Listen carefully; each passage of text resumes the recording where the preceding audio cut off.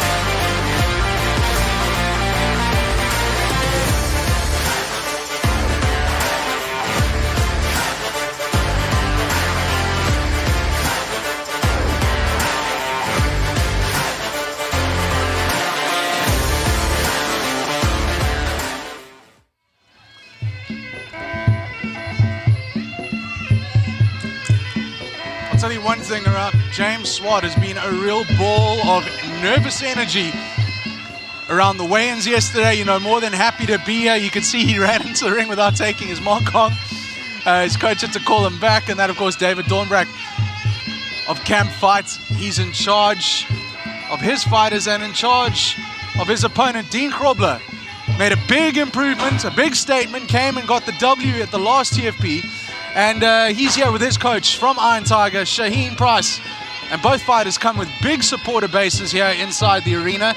And I'm expecting an absolute cracker, because if James Swart had all of that energy just being at the weigh-in, just walking to the ring, I can't wait to see what he brings when he decides to start throwing fists and legs. Yeah, it's great to see the guys coming in with that energy, you know, just bringing that oomph to the fight. But hopefully, for their sake, they don't have a big adrenaline dump. Sorry. That's a tough one. You're like me at the weigh-in yesterday. Don't have a big adrenaline dump as they get through the fight, you know, that after that first round, especially like so early in your career. We are in the Pro-Am rules now with the guys going a little bit more distance now, but yeah, 3-minute rounds can be very long when you're in there. I mean, just look at the training partners that Dean Grobler has access to at Iron Tiger. You know, not only who's not fighting tonight, Lamin Suya, he's in the crowd. Of course, he never ever misses an event. But of course, the main eventer, Nedo Gomba, took him on his trip to Malaysia when he went to go and take a fight in Malaysia just a couple of weeks ago, where Nedo got a draw. But, you know, just hanging around those big fight experiences, traveling with a team, traveling with Nedo, and being a training partner, that can only bring you success and future improvement. And I hope we're going to see that here tonight. You know, we saw a big improvement in his last fight. I can't wait to see what Dean Grobler brings to the table this time around. Yeah, for sure. And also just staying active. You know, this is his third fight in less than a year, so that's pretty good for the guys on the amateur cards, you know, to get that experience, to be training with the guys that he's training with out there at Iron Tiger. It's also been quite nice that there's been a bit of inter-gym collaboration.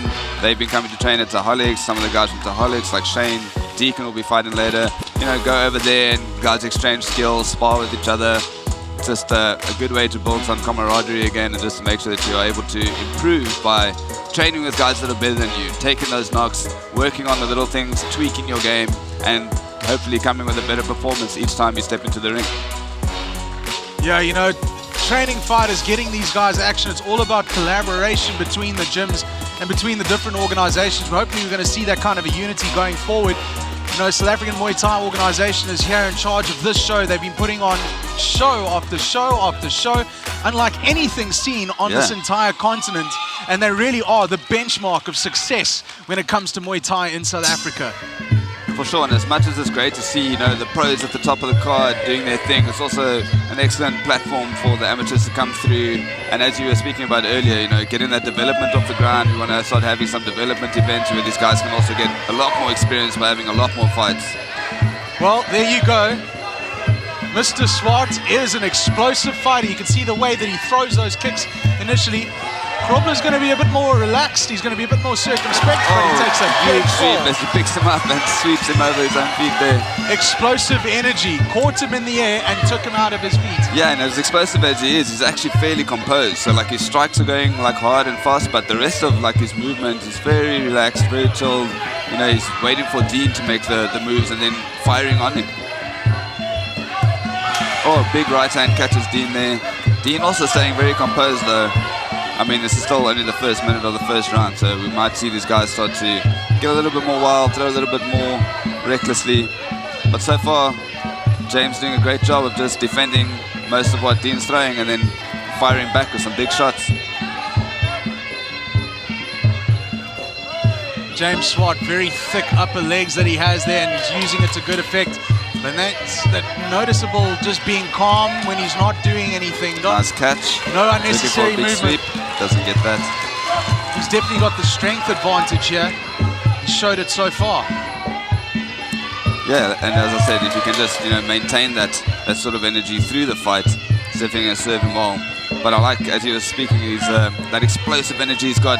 He really like, he loads up and you don't see it coming, which is great. Oh, he looks for a sneaky sweep. Doesn't get it though. Both fighters have 3 fights on their record and experience. James Swart, the first time he's on the big stage here. Whereas, of course, Grobler, he's been here a few times before. He knows what the deal is. And I think one of the things that we see from Dean is that he just likes to chip away, you know, like it's not all about landing those big shots, but it's about cumulatively building up and making sure that you actually put your opponent on the back foot. Because as you said, James definitely seems to have a power advantage and a speed advantage, but Dean's the one that's actually doing most of the work.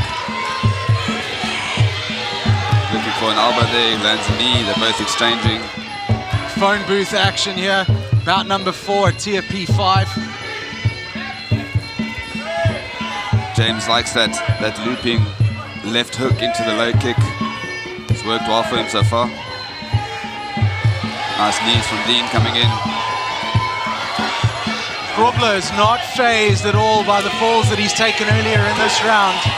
Yeah, and with it being a 3-minute round, you know, you have that time to build up in your round. You don't necessarily need to come out explosively. You can. That's obviously every fighter's prerogative. But you can see some big, heavy breathing coming from James now.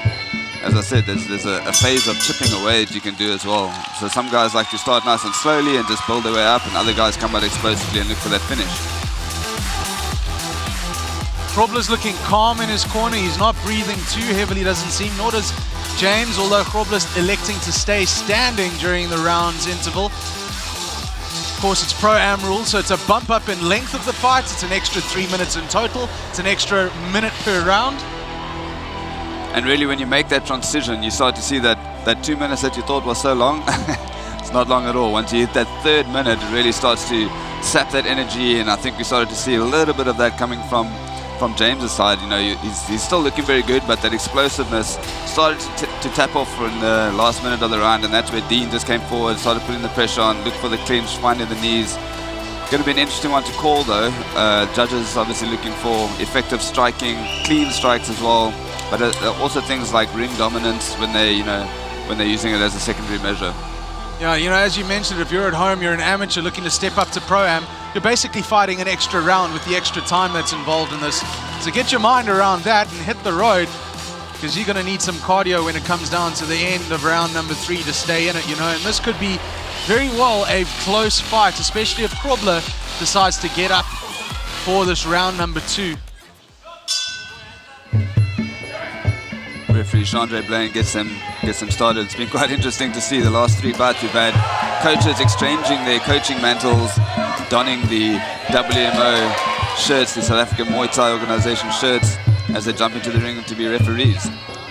Not an easy job to transition between the two. Collaboration is what it's all about here at TFP. Chandre Blaine, an experienced referee, reffed every single Thaiholics Fight Promotions fight card when he doesn't have a guy in the corner that he's got to look after. Of course, head coach at Top Primate as we go back to the action here. James Swart up against Dean Grobler of Iron Tiger. James doing well here just to stay calm, using his checks, making sure that he fires those kicks off. He's hitting the inside leg, he's hitting the outside leg. But Dean, as I said, stays active, he just keeps working. There you What find a big teep. He put everything into that and he caught every bit of it as well. It was a great teep by Dean Grobler. Break the clinch himself there. Oh. James looking to fake his way in there. So he's got quite a good read on what's coming most of the time. It looks like, you know, he stands in the pocket, but he has got his defenses up. He's blocking punches, he's checking kicks. But of course, being the shorter fighter, he's having to reach in. He's not been so successful when he's been reaching in because of that height disadvantage he has. And Grobler's picking him off from the outside. Yeah, and one of the things we have seen with his distance as well is he's trying to close it by getting some, you know, interesting little spin attacks going, but he's out of range completely. So he's spinning and missing, wasting energy. Something that he could rather be using to stand still and maybe catch those kicks that are coming in. And then he rushes forward with some effective punching, I guess. So he is doing the work that he needs to do. No, that's the thing. Although Grobler is moving his way inside, he can't afford to stay there for too long after he's landed the shots. You know, you got to worry about the explosiveness coming back from the short, stocky James Swart. Sure. Great knee there from Dean as he engages in the clinch. Looks for a big elbow. There's that spinning one finally landing, but there because they were so close to each other. As if to illustrate my point, that's the thing. If you hang around long enough, you're going to catch something spinning. Yeah, and I think one of the things that James likes to do is to counter. So he's happy to just sit in the pocket a bit and wait for you to come in and throw a big bomb down the pipe. Throat area targeted by Dean Grobler.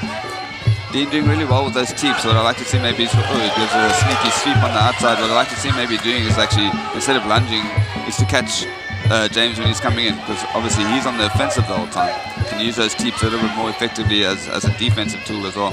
You can see Swart starting to fatigue here in round number 2. It's starting to turn the tide and become Dean Grobler's wheelhouse of action. He's the one making all the moves and definitely the busier fighter of the two. And it's crazy how you can sometimes read that coming, you can see in the first round, and the guys were super explosive. As I said, once they hit that 3rd minute, it's not an easy thing to do, to keep that pressure on, to keep that explosiveness.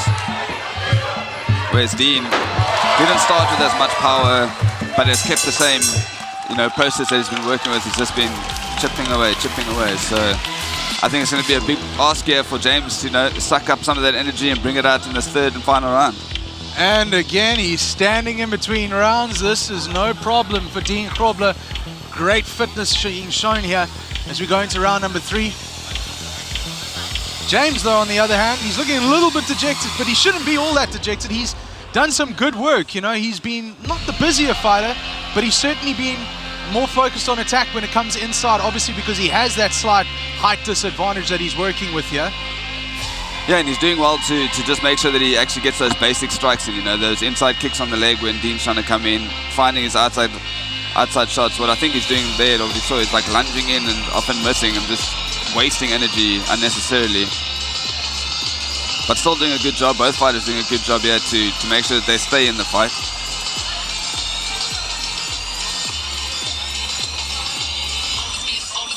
Dean working effectively in the clinch as well. He's tying him up, looking for those knees, flying knees we saw there. So in this last round, if James wants to pull it out, just needs to be a little bit more technical, make sure that he doesn't gas himself out too early in this round now as well. Round number 3, the last round, 3 minutes remaining. James Swart, Dean Grobler. Now we're starting to see James actually get on the offensive a bit more. He's pushing forward, he's setting up some flurry combinations.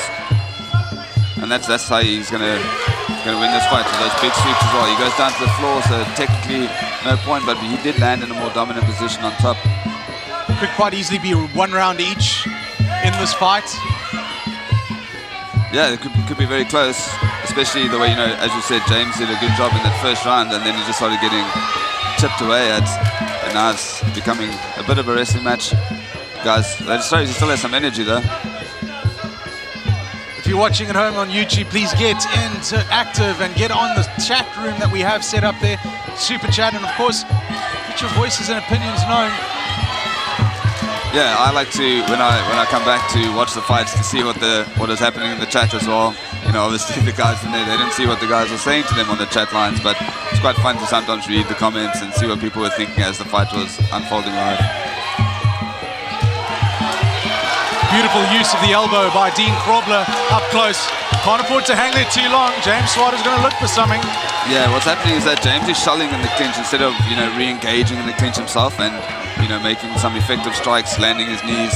He's shulling up to, defend himself, but at the same time what he's doing there is he's making new openings for Dean to find.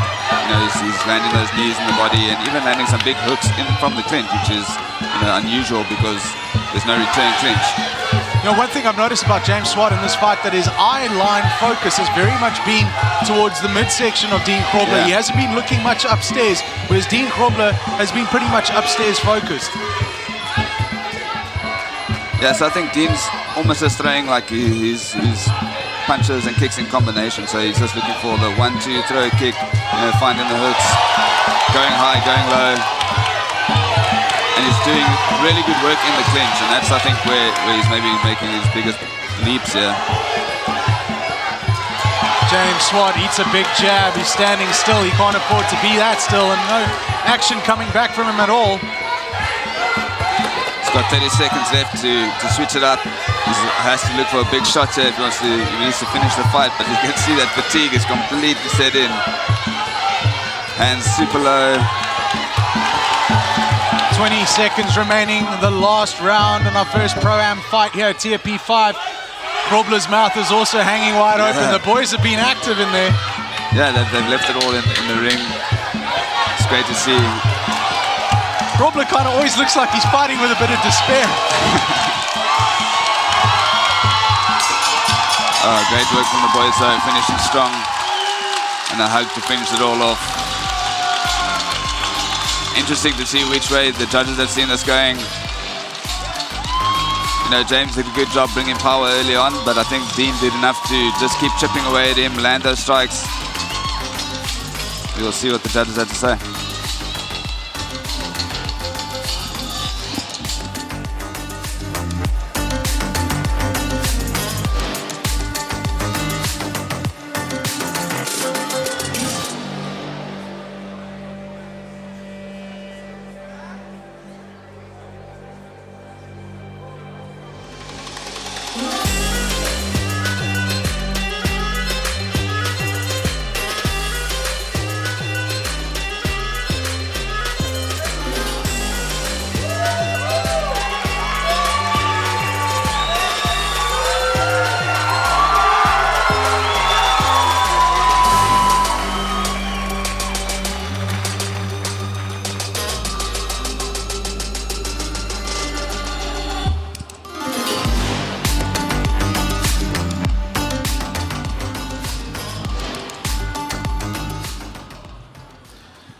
With the winner of this bout receiving a hamper from our sponsors Endurade, we go to the judges' scorecards where they have rendered a unanimous decision victory.